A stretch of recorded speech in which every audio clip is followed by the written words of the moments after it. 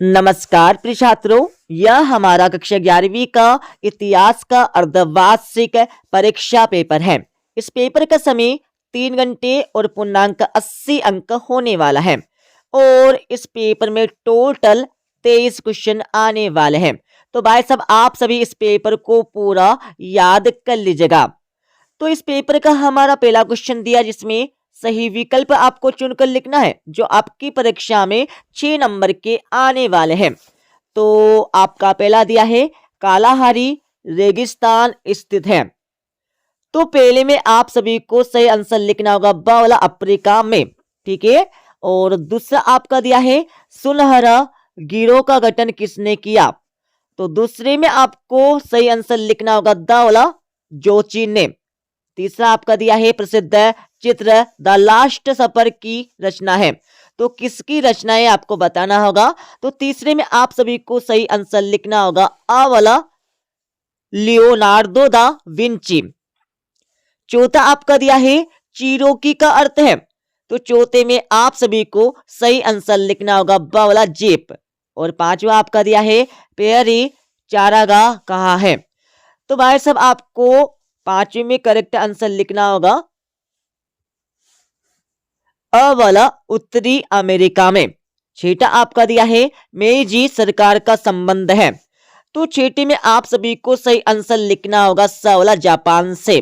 तो इस प्रकार से 6 नंबर आपके सही विकल्प के कंप्लीट हो जाएंगे।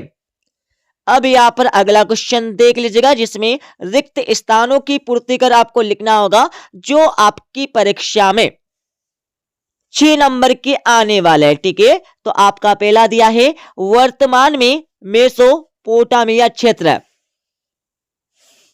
किसका गणराज्य का हिस्सा है। तो पहले में आप सभी को सही आंसर लिखना होगा इराक। इराक का आपको पहले का सही आंसर लिखना है। दूसरा आपका दिया है तेमुजिन को किसकी उपाधि प्राप्त हुई। तो दूसरे में आप सभी को करेक्ट आंसर लिखना होगा चंगेज खान। चंगेज खान आपको दूसरे का सही आंसर लिखना है। और तीसरा आपका दिया है चंगेज खान की विधि संहिता को क्या कहा जाता था। तो तीसरे में आप सभी को सही आंसर लिखना होगा, लिख लीजिएगा यास आपको लिखना होगा यहाँ पर तीसरे का सही आंसर। और चौथा आपका दिया है पादुका विश्वविद्यालय कहाँ स्थित है। तो आप सभी को चौथे में सही आंसर लिखना होगा इटली। इटली आपको चौथे का सही आंसर लिखना है। और पांचवा आपका दिया है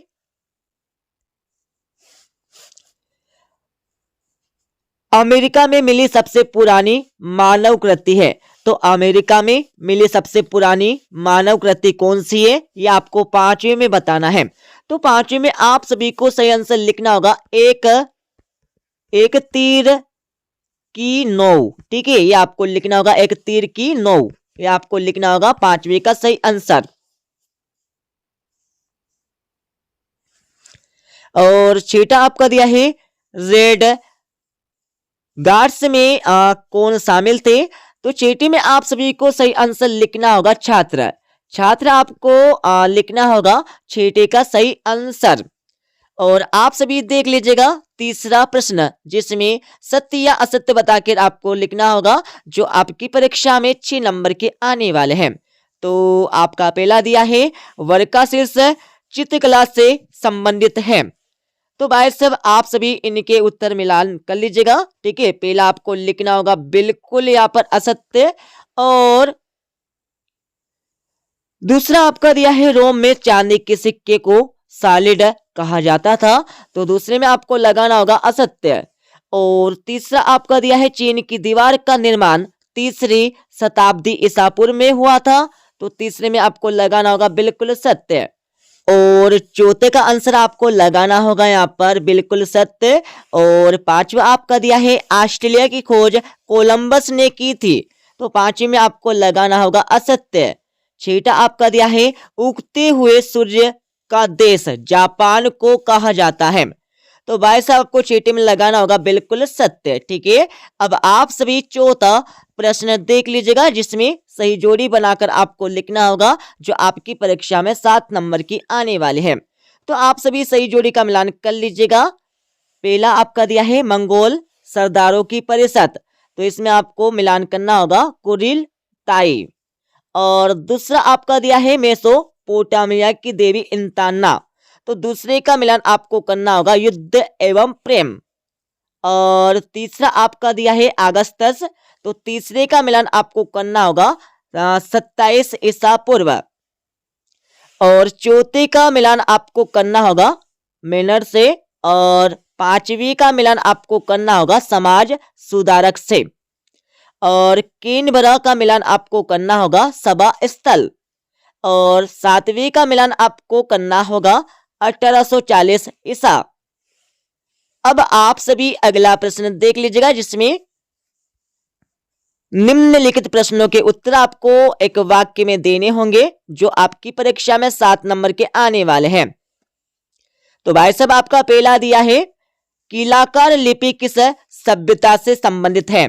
तो पहले में आप सभी को सही आंसर लिखना होगा, लिख लीजिएगा मेसोपोटामिया सभ्यता, यह आपको लिखना होगा पहले का सही आंसर, ठीक है। और दूसरा आपका दिया है ऐसा सशस्त्र संघर्ष जो एक ही राज्य के अंदर गुटों में हो उसे क्या कहते हैं। तो भाई साहब आपको दूसरे में लिखना होगा, दूसरे का आंसर आप सभी लिख लीजिएगा। इसमें आपको लिखना होगा गृह युद्ध, गृह युद्ध आपको दूसरे का सही आंसर लिखना है। और आपका तीसरा दिया है यायावर शब्द का क्या अर्थ है। तो भाई साहब आपको तीसरे में लिखना है, तीसरे का आंसर आप सभी लिख लीजिएगा गुमक्कड़ आपको लिखना है, गुमक्कड़ आपको तीसरे का सही आंसर लिखना है। चौथा आपका दिया है पादुआ विश्वविद्यालय में आयुर्विज्ञान के प्राध्यापक कौन थे। तो भाई साहब आपको चौथे में सही आंसर लिखना होगा, तो चौथे का आंसर आप सभी लिख लीजिएगा एंड्रियस वेसेलियस, ठीक है, ये आपको लिखना होगा चौथे का सही आंसर। पांचवा आपका दिया है कैलिफोर्निया के निकट रहने वाला आदिवासी समूह कौन था। तो भाई साहब आपको पांचवी में सही आंसर लिखना होगा, लिख लीजिएगा होपी, आपको पांचवी का सही आंसर लिखना है। और आपका छठा दिया है किस भाषा में समुद्र को जी कहा जाता है। तो भाई साहब आपको छठे में लिखना होगा डच, डच आपको छठे का सही आंसर लिखना है। सातवां आपका दिया है आधुनिक चीन का संस्थापक किसे माना जाता है। तो भाई साहब आपको सातवें में लिखना होगा, लिख लीजिएगा सन यात सेन, ठीक है, ये आपको लिखना होगा सातवें का सही आंसर। तो इस प्रकार से हमने आप सभी को क्वेश्चन नंबर 1 से लेकर 5 तक के आंसर बता दिए। अब आप सभी क्वेश्चन नंबर 6 से लेकर 23 तक के प्रश्न देख लीजिएगा। तो आपका छठा प्रश्न दिया है सीमार का शाब्दिक अर्थ आपको बताना होगा। और अतवी वाले प्रश्न में आप सभी को उर नगर की खुदाई कब हुई थी, इसमें किसके प्रमाण मिले थे, इसके बारे में आपको लिखना होगा। और भाई साहब यहाँ पर 7वां प्रश्न आप सभी पढ़ लीजिएगा। 7वीं के बाद आपको 8वां प्रश्न दिया है जिसमें सेनेट से क्या आशय, इसके बारे में आपको लिखना होगा। और 8वां प्रश्न आपको दिया है। आप सभी यहाँ पर 9वां प्रश्न पढ़ लीजिएगा। 9वें के बाद आप सभी को 10वां प्रश्न यहाँ पर दिया है जिसमें स्टेपी क्षेत्रों की पुराने दशमलव पद्धति क्या थी, इसके बारे में आपको लिखना होगा। और 8वें में आप सभी को मंगोल कौन थे, इनके बारे में आपको लिखना है। 11वां प्रश्न आपका दिया है, पढ़ लीजिएगा। 11वीं के बाद आपको यहाँ पर 12वां प्रश्न दिया है। 12वीं के बाद आप सभी 13वां प्रश्न यहाँ से पढ़ लीजिएगा। 13वीं के बाद आप सभी को 14वां प्रश्न यहाँ पर दिया है जिसमें कॉलोनी किसे कहा जाता था, इसके बारे में आपको लिखना होगा। और 8वां प्रश्न आपका दिया है जिसमें अमेरिका की पूर्व संध्या से क्या आशय, इनके बारे में आपको लिखना है। 15वां प्रश्न आपका दिया। 15वें के बाद आप सभी 16वां प्रश्न यहाँ से पढ़ लीजिएगा। 16वें के बाद आप सभी को 17वां प्रश्न यहाँ पर दिया। 17वें के बाद आप सभी 18वां प्रश्न यहाँ से पढ़ लीजिएगा। 18वें के बाद आप सभी को 19वां प्रश्न यहाँ पर दिया है।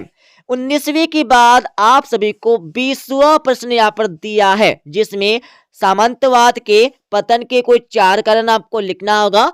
और इसके 8वीं वाले प्रश्न में आप सभी को मध्यकाल को यूरोप का अंधकार युग क्यों कहा जाता है, इसके बारे में आपको लिखना है।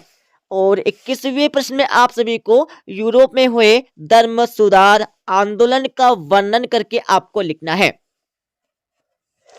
और 22वां प्रश्न आपका दिया, 22वें के बाद आप सभी 23वां प्रश्न यहां से देख लीजिएगा, जिसमें दिए गए विश्व मानचित्र में निम्नलिखित को दर्शा कर लिखना है। भाई साहब आपको परीक्षा में भारत विश्व के मानचित्र में आप सभी को इनको दर्शा कर लिखना है, ठीक है। परीक्षा में आपको एक मानचित्र मिलने वाला है विश्व का। और इसके 8वीं वाले प्रश्न में आप सभी को दिए गए विश्व मानचित्र में निम्नलिखित को दर्शा के आपको लिखना है। काला सागर और कैस्पियन सागर, बेबीलोन और तुर्की, इन सभी को आपको वर्ल्ड मैप में आपको दर्शा कर लिखना होगा, ठीक है। तो आपको इस प्रकार से यहाँ पर विश्व का मानचित्र मिलने वाला है, ठीक है, जिसमें आप सभी को इनको दर्शा कर लिखना है। तो इस प्रकार से यह हमारा कक्षा 11वीं का इतिहास का पेपर हो जाएगा कंप्लीट। तो पूरे क्वेश्चन पेपर को याद कर लीजिएगा, ठीक है। मिलते अगले वीडियो में।